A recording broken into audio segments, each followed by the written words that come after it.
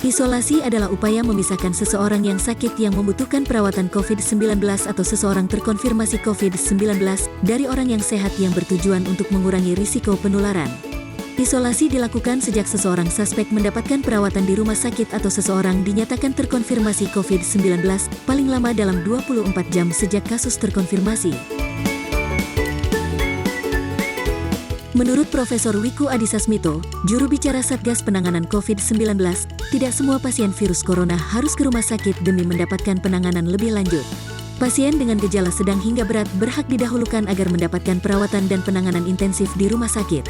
Pasien yang memiliki riwayat penyakit komorbid, seperti penyakit asma, jantung, dan diabetes, biasanya tidak dianjurkan isolasi mandiri.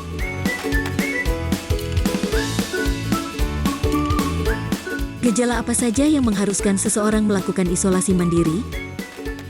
Terdapat dua jenis gejala yang timbul sebelum seseorang dihimbau untuk melakukan isolasi mandiri. Tanpa gejala atau asimptomatis, yaitu tidak ditemukan gejala klinis. Dalam buku Panduan Isolasi Mandiri dari Perhimpunan Dokter Spesialis Penyakit dalam Indonesia atau disebut PAPDI, dijelaskan bahwa seseorang yang terpapar COVID-19 dikatakan tanpa gejala jika frekuensi napas 12-20 per menit dengan tingkat saturasi oksigen lebih dari 95%.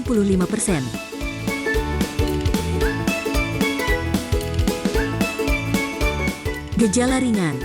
Gejala yang muncul seperti demam, batuk, fatik, anoreksia, napas pendek, mialgia.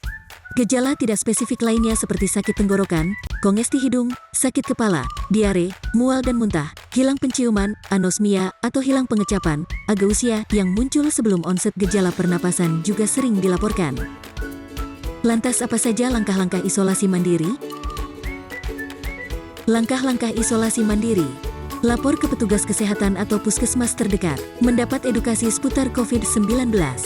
Setelah mengetahui diri positif virus corona, tim medis akan melakukan serangkaian wawancara kesehatan dan memeriksa kondisi tubuh secara keseluruhan. Dalam waktu 24 jam, kasus terkonfirmasi harus segera memulai isolasi dan diwawancarai untuk mengidentifikasi kontak erat. Mengonsumsi obat dan suplemen yang sudah dianjurkan. Dilakukan pemantauan dari puskesmas selama isolasi dan pasca perawatan. Pemantauan kondisi pasien selama masa isolasi mandiri akan dilakukan oleh petugas puskesmas dan tracer di bawah koordinasi puskesmas. Jika selama pemantauan terjadi perburukan gejala, maka kasus dirujuk ke rumah sakit. Tidak boleh menerima tamu. Tidak dibolehkan menerima tamu selama masih positif virus corona. Jikapun ingin berhubungan atau berkomunikasi, gunakan ponsel, aplikasi Zoom, dan platform media sosial. Jaga jarak minimal 1 meter dari orang lain, termasuk anggota keluarga. Pada kondisi tertentu yang membuat berada dalam satu ruangan dengan penghuni rumah lainnya, lakukan jaga jarak atau physical distancing, terutama dengan orang yang rentan terhadap COVID-19, seperti lansia, pemilik penyakit kronis, dan ibu hamil. Menggunakan masker selama isolasi mandiri. Pasien dan anggota keluarga lainnya diminta untuk terus menggunakan masker, kecuali saat makan, mandi, dan tidur.